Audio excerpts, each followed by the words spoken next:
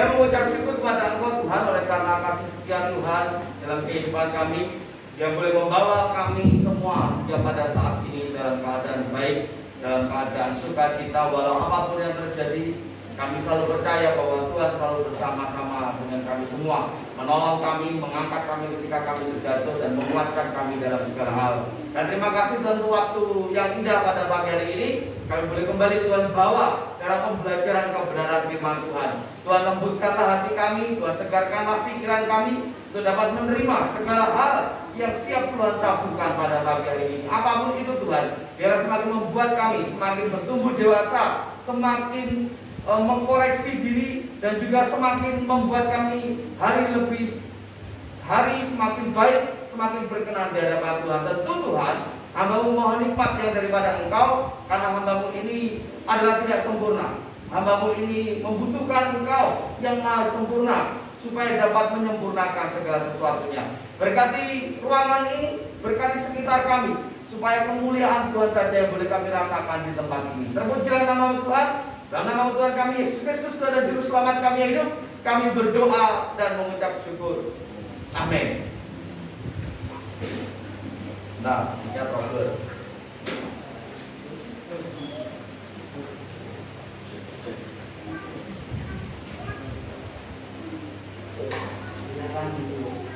Silakan duduk kembali. Tahu ganti mikir itu.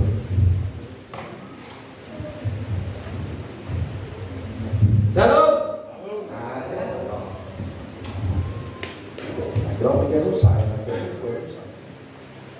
Selamat pagi Bapak Ibu Saudara yang dikasih Tuhan. Pagi. Sehat? Amin. Walaupun ada beberapa saudara kita yang sakit, saya berdoa supaya tidak terjadi apa-apa ya. Semoga hanya kecapean dan sebagainya. Tetap patuhi protokol kesehatan, tetap jaga imun, tetap jaga iman, tetap jaga sekitar kita, jaga keluarga kita, jaga saudara kita. Iman tanpa perbuatan itu hakikatnya adalah mati. Memang kita beriman bahwa kita disertai Tuhan. Memang kita beriman bahwa kita diberi kesehatan, tapi tanpa usaha, tanpa perbuatan pun yang menuju iman itu, maka semuanya pun menjadi sia-sia. Baik, masih dalam tema menghargai sesama manusia atau menghargai sesama ciptaan Tuhan secara umumnya. Minggu yang lalu kita sudah belajar tentang hal-hal yang mendasari, sudah belajar tentang arti, sudah belajar tentang alasan mengapa harus menghargai orang lain. Nah, pagi ini kita akan membahas tentang mengapa sulit bagi kita atau mengapa sulit bagi seseorang untuk dapat menghargai orang lain. Apa sebenarnya yang menjadi masalah? Apa yang sebenarnya menjadi kesulitan? Apa yang sebenarnya membuat orang itu jadi susah untuk menghargai orang lain? Namun sebelumnya mari kita akan buka di dalam nats firman Tuhan kita yang terambil pagi ini dari kitab Roma atau surat Paulus kepada jemaat di Roma pasalnya yang ke-7. Kitab Roma pasalnya yang ke-7, ayatnya yang ke-21 sampai dengan 23. Roma pasal yang ke-7, ayatnya 21 sampai 23. Masih bisa? Kalau sudah ketemu, minta tolong dibacakan. Tuhan tenang. Demikianlah aku dapat memiliki jika aku mengendaki berbuat apa yang baik, yang jahat itu ada padaku. Sebab di dalam hatiku aku suka akan hukum Allah. Tetapi di dalam anggota-anggota tubuhku aku melihat hukum lain yang berjuang melawan hukum akan tubuhku dan membuat aku menjadi kawanan hukum besar dan ada di dalam anggota-anggota tubuhku. Iya, terima kasih. Roma pasal yang ke-7 ayatnya yang ke-21 sampai dengan 23. Kak, silakan. Apa kita orang bisa tangan?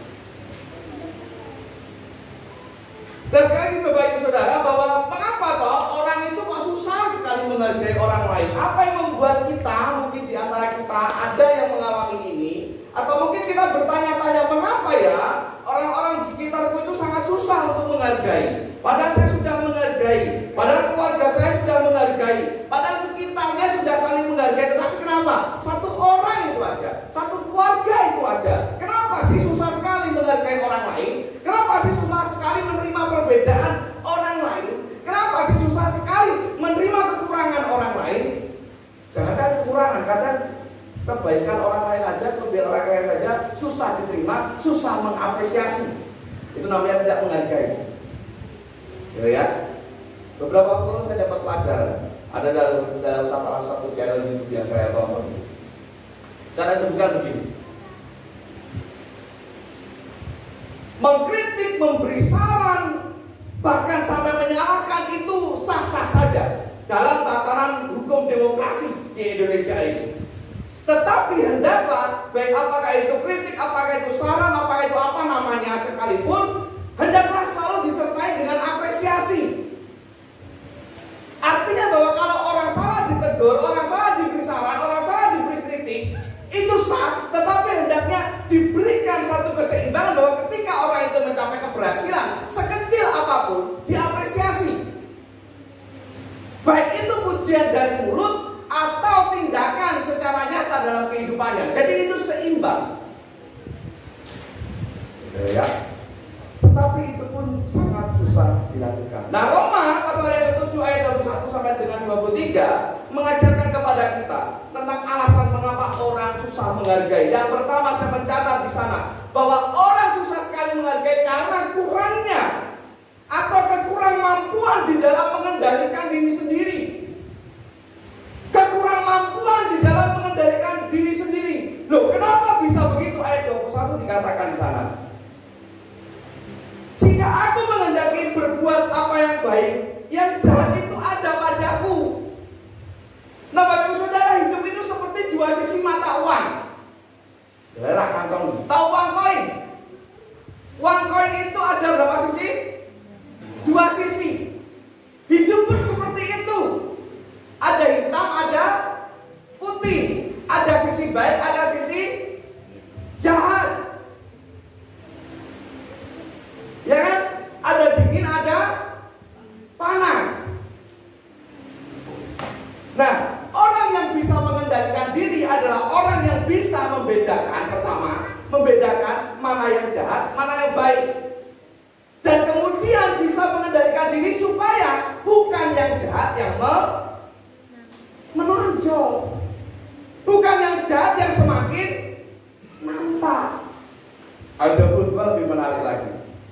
Sebab di dalam batinku aku suka akan hukum Allah. Neng jero batin ki suka akan hukum Allah. Tetapi ada bertiga. Tetapi di dalam anggota-anggota tubuhku aku melihat hukum lain yang berjuang melawan hukum akal budiku dan membuat aku menjadi tawanan hukum dosa. Tetapi pada kenyataannya sing kelakon, sing keluar dalam diri kita itu bukan ayat 22 dikatakan bukan hukum Allah itu. Artinya apa? Nggak bisa mengendalikan diri. Loh, apa hubungannya mengendalikan diri dengan menghargai orang lain? Orang yang tidak mampu mengendalikan diri, saya kata di sini, dia tidak mampu memilih. Dia tahu bahwa itu baik, tetapi dia lebih memilih atau tidak mampu memilih hal yang baik. Dia tahu bahwa menghargai itu adalah satu kewajiban. Menghargai itu perlu, menghargai itu penting. Tetapi dia tidak sanggup memilih untuk menghargai orang lain.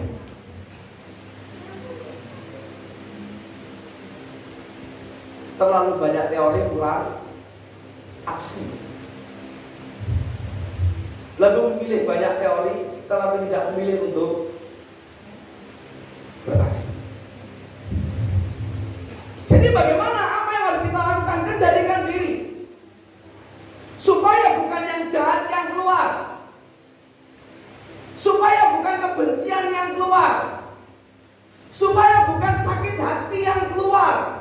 Karena kalau semua itu yang keluar, yang terjadi apa?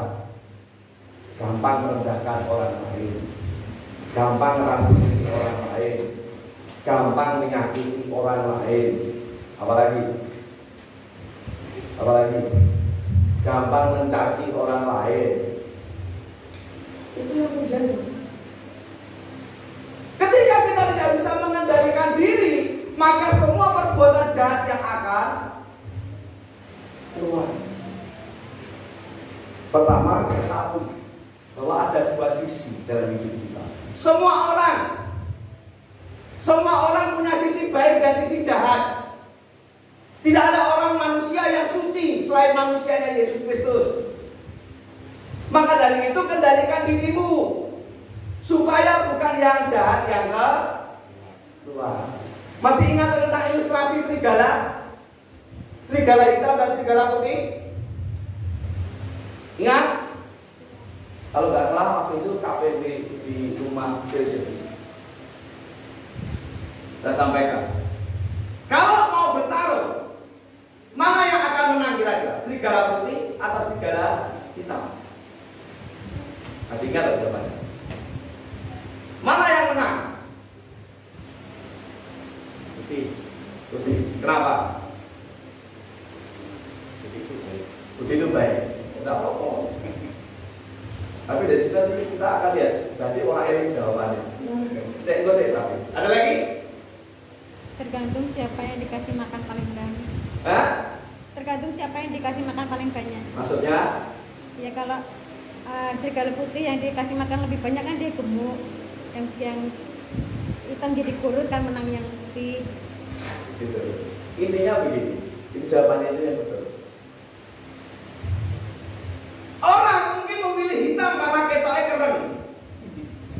Belok, garang. Atau orang mungkin memilih putih karena filosofinya putih itu bersih, suci, seperti malaikat bisa menang mengalahkan keburukan, mengalahkan kehitaman. Tapi jawaban yang paling tepat adalah tergantung serigala mana yang lebih banyak kamu kasih makan. Tuh lah ini jawabannya. Ini. Kalau serigala itu dikasih makan maka dia akan kenyang, dia akan kuat. Let diopeni itu. Kalau serigala yang sering dikasih makan yang hitam, dia akan menjadi tumbuh padat, dia yang menang. Sementara serigala putih akan kurus-kurusan, diserang bisa capak bisa mati. Pun juga demikian sebaliknya. Hidup dalam hidup kita pun sama. Kejahatan dan kebaikan kita sama-sama punya. Saya punya kejahatan, jenengan punya kebaikan, saya pun punya. Tapi tergantung mana yang sering banyak kamu kasih makan, mana yang sering kali banyak mana yang sering kali atau lebih banyak kamu pilih untuk kamu lakukan. Kalau yang ada dalam hati kita itu mau jahat, pikiran kita mau jahat, kelakuan kita mau jahat setiap hari, berarti itu yang mau kasih makan dan itu akan bisa mengalahkan kebaikan yang ada dalam diri. Sebaliknya, kalau kebaikan itu terus kita beri makan, ngomongnya sing apik, mikirnya sing apik, tindakannya sing apik, maka itu yang akan menang dan berubah menjadi karakter. Jadi tergantung mana yang kamu kasih makan, mana yang kamu biasakan untuk kamu keluarkan, mana yang biasa kamu kendalikan, itulah yang akan menang. Pun juga demikian halnya dalam menang. Bagaimana kalau kita gagal mengendalikan diri? Poin yang kedua, mengapa orang tidak bisa menghargai orang lain? Karena hidupnya seperti ayat 23 kalimat yang terakhir, akhirnya menjadi tawanan hukum dosa yang ada di dalam anggota-anggota tubuhku. Ayat 23 katakan yang terakhir, menjadi tawanan dosa. Ketika kita gagal mengendalikan diri, maka akhirnya kita akan dikuasai, hidup kita akan dikuasai oleh dosa. Nah, dari hidup dikuasai dosa, maka yang keluar dari hati itu yang buruk, yang keluar dari pikiran yang buruk, yang keluar dari mulut yang buruk, yang keluar dalam sikap tindakan ya buruk. Karena apa? Dikuasai dosa. Dan sudah gini, orang itu akan lebih cenderung untuk berbuat hal-hal yang tidak baik, hal yang tidak sesuai dengan firman. Hidupnya tidak dikuasai oleh firman Tuhan, tidak dikuasai oleh kebenaran firman Allah, tetapi hidupnya dikuasai oleh kedagingan dan aturan-aturan aturan lain di luar aturan firman Tuhan. Jadi secara gampangnya orang-orang yang dikuasai dosa, mereka akan lebih memilih untuk menyenangkan apa yang bisa memuaskan dirinya, apa yang menyenangkan dirinya, sementara orang lain orang enggak.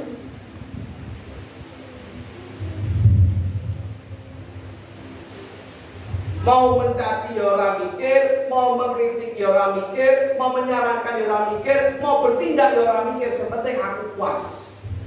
Apa yang menjadi unek-unek dalam hatiku sudah keluar. Orang lain tersinggung dia orang urusan.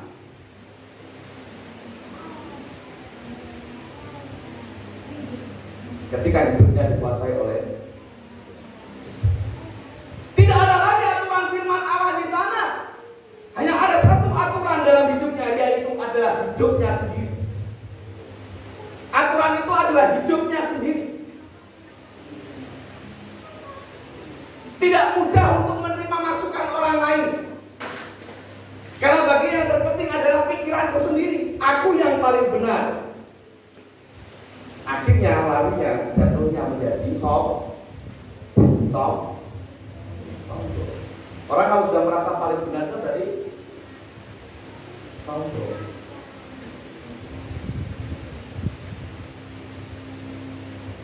Mereka akan bersembunyi di balik biasanya. Bersembunyi di balik senioritas.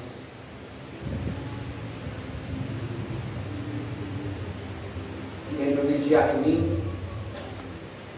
masih banyak istilah atau pemakaian istilah senioritas dalam berbagai bidang, bahkan tanpa terkecuali di bidang atau dalam hal kependetaan pun masih ada yang merasa lebih senior. Di sekolah pembulian tahu dibully tahu.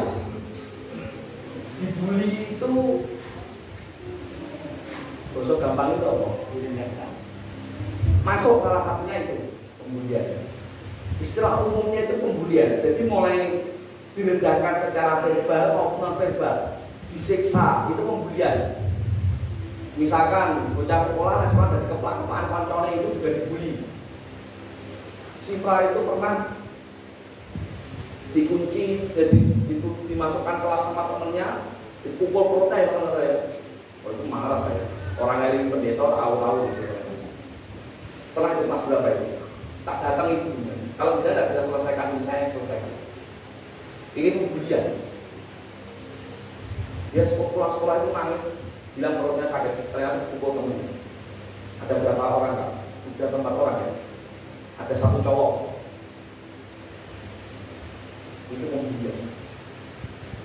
Orang tuanya sama istri saya dihubungi. Kalau dia tidak bisa selesaikan ini, saya selesaikan lewat jalur sekolah.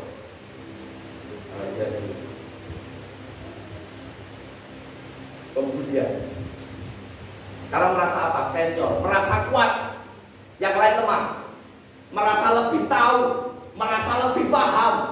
Hingga akhirnya susah menghargai orang lain, melemahkan orang lain. Apa tadi kita tahu? Merendahkan orang lain. Merasa paling tahu, aku lebih tahu dari kamu. Aku lebih pengalaman dari kamu. Aku lebih senior dari kamu. Aku lebih kaya dari kamu. Di kampung-kampung itu biasanya saya ke Masa Sudi, ada beberapa kali pernah dengar. Tak saja nyebut merek ya, direkam. Ada orang yang merasa lebih berpendidikan, betul? Ngatur, bahkan memanipulasi, merendahkan orang lain. Orang-orang kayak gini hanya bersembunyi di balik kekuatan yang merasa dia kuat. Walaupun sebenarnya belum tentu berisi. Kalau tidak terwujud dalam tindakan. Tindakan yang bagaimana? Yang menghargai. Merasa sarjana enggak? Saya itu pendidikannya apa? Balik kok. Yang tetangga itu. Hah?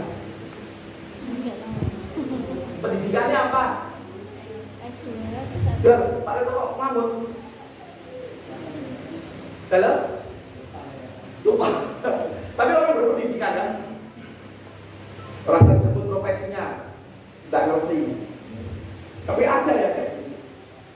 Merasa lebih berpendidikan dan merasa lebih berpengalaman. Ya, nggak saja.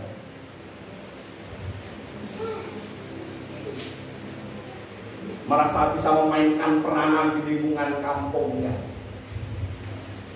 Orang yang secara pendidikan, secara ekonomi dirasanya lebih rendah dari dia, semakin direndahkan.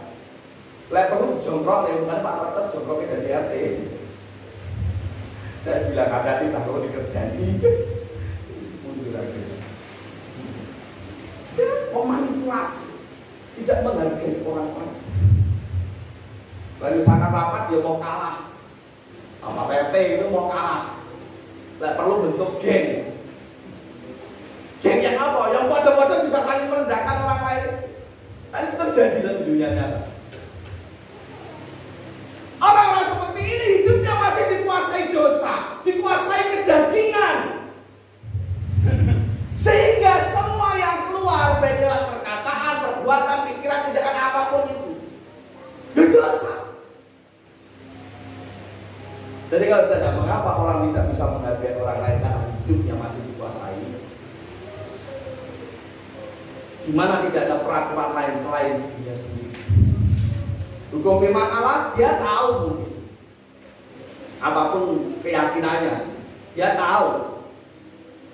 Saya percaya bahwa tidak ada agama atau keyakinan yang mengajarkan keburukan. Semuanya mengajarkan kebaikan. Artinya setiap pemeluk agama itu tahu ada kebaikan di dalam agamanya masing-masing. Tetapi mereka memilih untuk tidak melakukannya. Mengapa? Karena mereka masih dikuasai oleh kedagingan, dikuasai oleh. Jadi firman Allah itu akhirnya hanya sekedar menjadi pengetahuan tanpa adanya. Nah, mari kita introspeksi diri dalam diri kita masing-masing. Apakah hidup kita sudah benar-benar dimerdekakan dari Kristus? Supaya kita bisa pada akhirnya menghargai orang lain. Yang imbasnya pun pasti yang namanya orang menanam kebaikan pasti akan menuai kebaikan.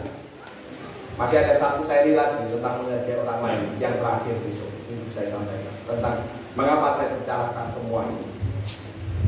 Artinya tentang tujuan. Tujuannya apa sih supaya kita menghargai orang lain? Tujuannya apa? Untuk tangan kita. Ya, ingat, menghargai orang lain itu adalah perintah. Kalau kita belajar di bulan, perintah firman Allah. Maka tidak bisa tidak. Tetapi selama hidup kita masih dikuasai oleh dosa, maka selama ini pula masih ada keegoisan, kesombongan dan diri kita sehingga kita tidak bisa menghargai. Maka mari kita sambut apa itu yang namanya kemenangan, apa itu yang namanya kemerdekaan dari dosa yang sudah diberikan cuma-cuma oleh Tuhan. Kita kan sudah dimerdekakan dari dosa, amin. Dan itu cuma-cuma, maka mari kita tangkap. Semua itu anugerah Tuhan. Maka jangan pernah sia. Semua yang ada dalam diri kami Tuhan, apakah itu kekayaan, apakah itu kemampuan, apakah itu kepandaian, dan semua kelebihan-kelebihan kami, semua sesungguhnya hanya oleh karena kasih karunia dan anugerah Tuhan. Bukan betapa baiknya kami, bukan betapa cakapnya kami, bukan betapa hebatnya kami, tapi betapa hebatnya Engkau. Sebab itu, apa yang dapat kami sombongkan sesungguhnya di dunia ini? Tidak ada. Maka mampukan kami Tuhan untuk hidup senantiasa rendah hati di depan orang-orang dan semua orang yang ada di sekitar kami. Menghargai keperbedaan, menghargai walaupun mereka tidaklah sama dalam banyak hal terhadap kami semua. Namun kami tetap bisa menghargai mereka semua. Baik itu manusia ciptaan Tuhan, ataukah itu tumbuhan dan hewan sekalipun. Bila kami dapat saling menghargai satu dengan yang lain. Sebab tidak ada hal yang lebih indah daripada hal hidup penuh dengan kedamaian dan kasih Kristus di dalam saling menghargai satu dengan yang lain. Ampunilah segala dosa dan kelemahan kami. Dalam nama Tuhan Yesus Kristus kami berdoa dan mengucap syukur. Amin.